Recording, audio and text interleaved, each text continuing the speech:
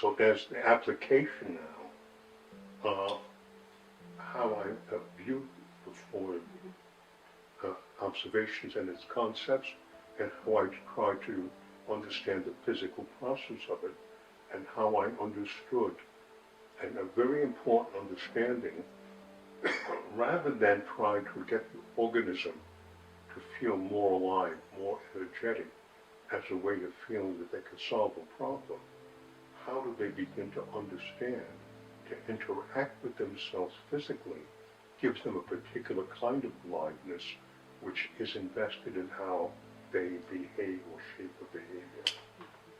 And that meant a change in methodology. And the shift in the methodology was how the client must learn to empower themselves by being able to influence how they are acting.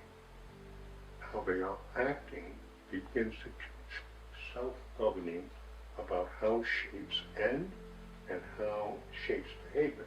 Remember, anatomical shape is behavior. Anatomical shape is behavior, and behavior is experience and knowing.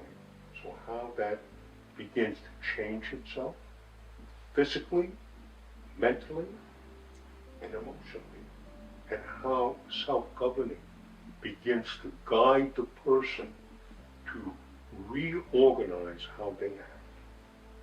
Then I realized, wow, this is not a corrective procedure.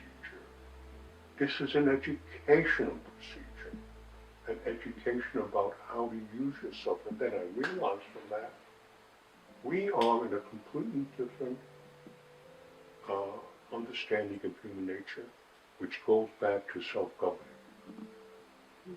And self-governing says clearly in the Declaration of Independence how we are in the civilized state as we observe in nature. And recognizing that nature is the underlying matrix, but as the civilizing of the human is in relationship to what we see in nature through the lens of a personal self-governing.